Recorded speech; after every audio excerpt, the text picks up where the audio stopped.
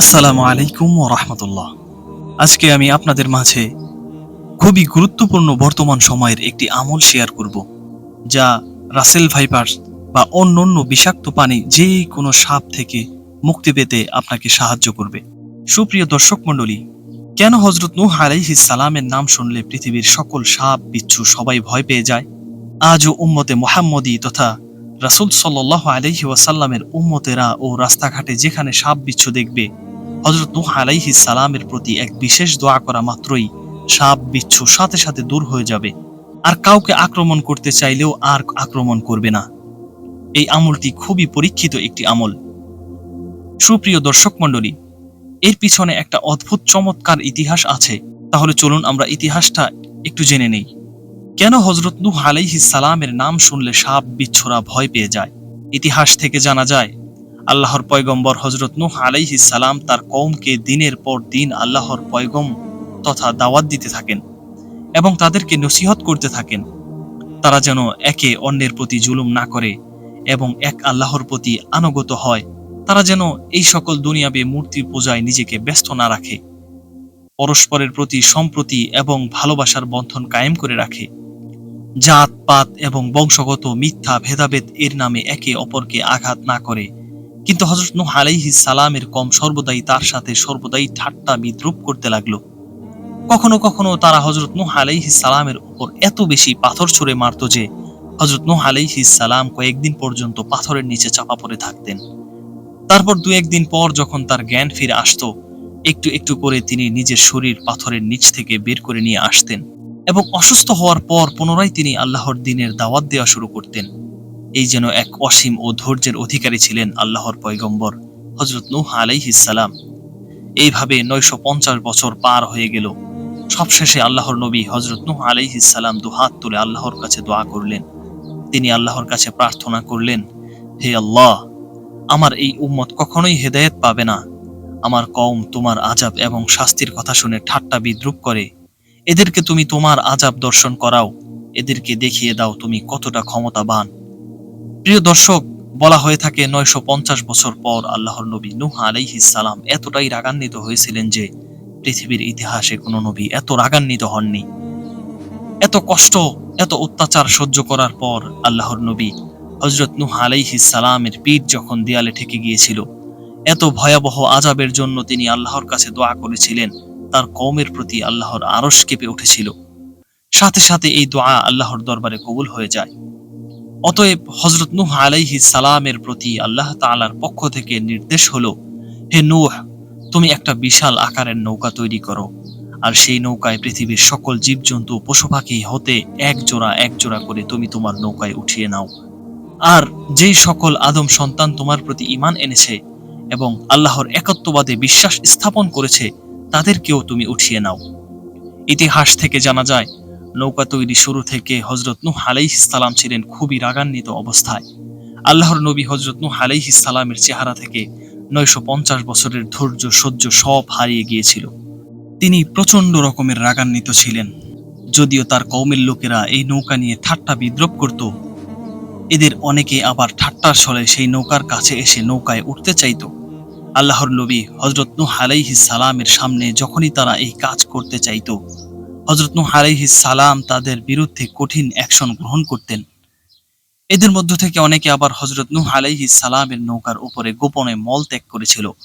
যারা এই কাজ করেছিল তাদের পরিণত হয়েছিল খুবই ভয়াবহ। আল্লাহ পাক তাদেরকে সেই ময়লার খাগারে নিক্ষেপ করেছিলেন। এইভাবে 100 বছর পর সেই নৌকা প্রস্তুত হয়ে গেল। হযরত নূহ আলাইহিস সালাম পৃথিবীর সমস্ত পশু পাখি জীবজন্তু থেকে এক জোড়া করে তিনি নৌকায় তুলে নিলেন। এমন সময় সাপ এবং বিচ্ছু হযরত নূহ আলাইহিস সালামের কাছে আসলো। হযরত নূহ আলাইহিস সালাম যেহেতু তখন খুব রাগান্বিত ছিলেন, তাই সাপ এবং বিচ্ছুকে দেখে তিনি বললেন, দূর হয়ে যাও, তোমরা মানুষকে কষ্ট দিয়ে থাকো, তোমাদের জন্য আমার নৌকায় কোনো স্থান নেই। তখন সাপ এবং বিচ্ছু করুণা ভরা কণ্ঠে হযরত নূহ আলাইহিস সালামকে বললেন, হে আল্লাহর নবী, আপনি আমাদেরকেও এই সকল জীবজন্তু পশু পাখির সাথে শামিল করে নিন। তখন আল্লাহর নবী হযরত নূহ আলাইহিস সালাম তাদেরকে উদ্দেশ্য করে বললেন, তোমরা মানুষকে কষ্ট দাও, দংশন করো, তারপরেও আমি তোমাদেরকে নৌকায় আশ্রয় দিব। তখন সাপ এবং বিচ্ছু কেঁদে কেঁদে আল্লাহর নবী হযরত নূহ আলাইহিস সালামের কাছে ফরিয়াদ করতে লাগলো, হে আল্লাহর নবী, আজ আমরা অসহায়। আমরা জেনে গিয়েছি মহান প্রভুর পক্ষ হতে এক বিশেষ আযাব আসছে দুনিয়ার মধ্যে। আপনার এই নৌকা ব্যতীত বাইরে যত প্রাণ আছে সব ধ্বংস হয়ে যাবে। যদি আমরা আজ বেঁচে না থাকি তাহলে ভবিষ্যৎ প্রজন্মে আমাদের এই দুনিয়া থেকে বিলুপ্ত হয়ে যেতে হবে। আবারও আল্লাহ পাকের নাফরমান বান্দাদের দংশন করার জন্য আমাদের অস্তিত্ব থাকবে না। আমরা আপনার কাছে ওয়াদা করছি যে কোনো মানুষ যদি আপনার সালাম আমাদের কাছে পৌঁছিয়ে দেয়, আমরা আমাদের অস্তিত্ব এবং আল্লাহর নামে কসম করে বলছি, আমরা মানুষকে আর কোনো কষ্ট দিব না। এই ওয়াদার পর আল্লাহর নবী হযরত নূহ আলাইহিস সালাম সাপ এবং বিচ্ছুর বংশ থেকে এক জোড়া করে তাদেরকেও নৌকায় তুলে নিলেন। সেই বিশাল নৌকার মধ্যে যেই সকল মানুষ সাওয়ার হয়েছিল এবং যেই সকল পশুপাখি জীবজন্তু সাওয়ার হয়েছিল, তারা ব্যতীত বাহিরের যত জীবজন্তু পশুপাখি ও মানুষ ছিল সকলেই আল্লাহর এই আযাবে ধ্বংস হয়ে যায়। সেই প্লাবন থেমে যাওয়ার পর আল্লাহর নবী হযরত নূহ আলাইহিস সালাম জমিনে অবতরণ করলেন এবং এই জমিনকে আবাদ শুরু করলেন পুনরায়। পৃথিবীর এই সৃষ্টিকুল এই জমিনে বসবাস করতে শুরু করলো। কিন্তু সেই ওয়াদাটিকে পৃথিবীর কোনো জীবজন্তু এবং মানুষ আজও ভুলে যায়নি এবং এই দোয়াকে আল্লাহ তাআলা পবিত্র কোরআনের সূরা সফফাতের ৭৯ নম্বর আয়াতে সংরক্ষণ করে রাখলেন। সেখানে বলা হয়েছে, সালামুন আলা নূহিন ফিল আলামিন। এই আয়াতের সঠিক ব্যাখ্যা হচ্ছে, শান্তি বর্ষিত হোক হযরত নূহ আলাইহিস সালাম এবং তার বংশধরগণের উপর। আমি পুনরায় আবারও বলছি, এই আমলটি হচ্ছে সালামুন আলা নূহিন ফিল আলামিন। আবারও বলছি, এই আমলটি হচ্ছে সালামুন আলা নূহিন ফিল আলামিন।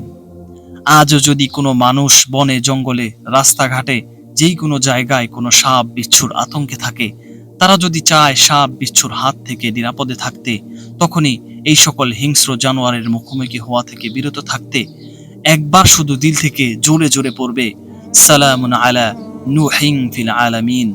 সাথে সাথে আল্লাহ তাআলা তাদেরকে বিষাক্ত প্রাণী তথা সাপ বিচ্ছু থেকে রক্ষা করবেন ইনশাআল্লাহ। বর্তমান সময়ে বাংলাদেশের একটা আতঙ্কিত সাপ হচ্ছে রাসেলস ভাইপার, যা বাংলাদেশের মানুষকে খুবই আতঙ্কিত করে রেখেছে। ইতিমধ্যে বাংলাদেশে প্রায় কিছু সংখ্যক লোক এর কামড়ে মারাও গিয়েছে। সুতরাং সব সময় আমাদের প্রত্যেকটা মানুষকে সতর্কতার সঙ্গে কাজকর্ম করতে হবে। যখনই আমরা কোনো ক্ষেত খামার এবং কৃষিকাজের জন্য বাইরে যাব, তখন যেখানে আমরা কাজ করব সেখানে গিয়ে একটু জোরে জোরে এই আমলটি সকলেই করে নিব, সকলেই এই দোয়াটি পড়ে নিব। এর ফলে যদি কোনো বিষাক্ত সাপ বা বিচ্ছু সেখানে থাকে, তাহলে সেখান থেকে চলে যাবে আর মানুষের ক্ষতি হওয়া থেকে মানুষ নিরাপদে থাকবে ইনশাআল্লাহ। বাংলাদেশে রাসেলস ভাইপারের দংশনের হার খুব বেশি না হলেও ভারতে প্রতি বছর যেই পরিমাণ সর্পদংশনের ঘটনা ঘটে, তার মধ্যে অন্তত ৪৩% এবং শ্রীলঙ্কায় প্রতি বছর মোট সর্পদংশনের ঘটনার ৩০ থেকে ৪০% রাসেলস ভাইপারের কারণে হয়ে থাকে। সাধারণত কৃষি জমিতে থাকে বলে মানুষ অনেক সময় সাপের গায়ে পা দেয় বা না জেনে একে বিরক্ত করে থাকে, আর রাসেলস ভাইপার বিপন্ন বোধ করলে আচমকা আক্রমণ করে থাকে। এই প্রজাতির সাপের কামড়ের কিছুক্ষণ পরই দংশিত স্থানে তীব্র ব্যথা অনুভূত হয়। ব্যথার পাশাপাশি দংশিত স্থান দ্রুত ফুলে যায় এবং ঘন্টা খানেকের মধ্যে দংশিত স্থানের কাছে শরীরের আরো কয়েকটি অংশ আলাদাভাবে ফুলে যায়। সাপ নিয়ে যেমন ভীতিও রয়েছে, তেমনি অনেক দেশে সাপের কদরও রয়েছে। দ্রুত চিকিৎসা না করা হলে নিম্ন রক্তচাপ, কিডনি অকার্যকর হওয়া সহ বিভিন্ন ধরনের শারীরিক সমস্যা তৈরি হতে পারে। বিশ্ব স্বাস্থ্য সংস্থার ২০১৮ সালের তথ্য অনুযায়ী বিশ্বে প্রতি বছর প্রায় ৫৪ লাখ মানুষ সাপের দংশনে দংশিত হয়, যার মধ্যে প্রতি বছর অন্তত ১ লাখ মানুষ মারা যায়। আর সাপের দংশনে আহত হয়ে বছরে প্রায় ৪ লাখ মানুষের অঙ্গ ক্ষতিগ্রস্ত হয় অথবা পঙ্গুত্ব বরণ করেন। সংস্থাটির ২০১৯ সালের রিপোর্ট অনুযায়ী বাংলাদেশে প্রতি বছর অন্তত ৫,৮০,০০০ মানুষ সাপের কামড় শিকার হন এবং বছরের অন্তত ৬,০০০ মানুষ মারা যান। প্রিয় ভাইরা, আমাদের একটা নিন্দনীয় স্বভাব হচ্ছে সাপ দেখলেই তা মেরে ফেলা। এই কথা সত্য যে সাপ একটি প্রাণ সংহার করা প্রাণী। পৃথিবীতে এমন সাপও আছে যার ১ ফোঁটা বিষ একাধিক মানুষের প্রাণ নাশে সক্ষম। পৃথিবীতে বর্তমানে প্রায় ৩,০০০ প্রজাতির সাপ আছে। এর মধ্যে প্রায় ৫০০ প্রজাতির সাপ বিষধর, বাকি সবই নির্বিষ। আমাদের বাংলাদেশে রয়েছে প্রায় ১০০ প্রজাতির সাপ, এর ৪ ভাগের ৩ ভাগই নির্বিষ। এদের মধ্যে সহজে দেখা যায় এমন সাপ হচ্ছে ঢোরা, ঘরগিন্নি, কুকরি, মেটে সাপ, দুধরাজ সাপ, ফণি মনসা, পাইন্না বা পানি সাপ, দারাজ, অজগর, গোখরা ও কিছু সামুদ্রিক সাপ। আমাদের একটা নিন্দনীয় স্বভাব হলো সাপ দেখলেই তা মেরে ফেলা। কিন্তু সব সাপ বিষধর নয়। তাছাড়া বেশিরভাগ সাপ কেউ উত্ত্যক্ত না করলে সহসা কামড় বসায় না। তারপরও সাপের দ্বারা ক্ষতিকর আশঙ্কা থাকলে তা মারতে বাধা নেই। সাপ মারার আগে আমাদের করণীয় হলো ওই সাপ আমাদের ক্ষতি করবে কি না সেই ব্যাপারে নিশ্চিত হওয়া। এই ব্যাপারে হাদিসেও খুব সুন্দর নিয়ম উল্লেখ রয়েছে। মহানবী হযরত মুহাম্মদ সাল্লাল্লাহু আলাইহি ওয়াসাল্লাম ইরশাদ করেছেন, কোন সাপ মারার আগে 3 বার তাকে সাবধান করবে। এরপরও যদি সেই গর্ত থেকে বের হয় তখন তাকে মেরে ফেলবে, কেননা সে শয়তান।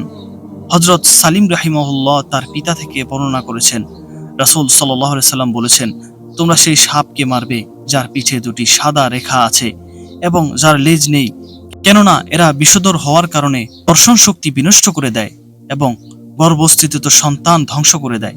বর্ণনাকারী বলেন, এরপর থেকে আব্দুল্লাহ রাদিয়াল্লাহু আনহু যেই কোনো সাপ দেখতে পেলে তা মেরে ফেলতেন। একবার আবু লুবাবা রাদিয়াল্লাহু আনহু অথবা জাইদ ইবনে খাওয়াব রাদিয়াল্লাহু আনহু তাকে একটি সাপ মারতে উদ্যত দেখে বললেন, নবী করিম সাল্লাল্লাহু আলাইহি সাল্লাম ঘরে বসবাসকারী সাপ মারতে নিষেধ করেছেন।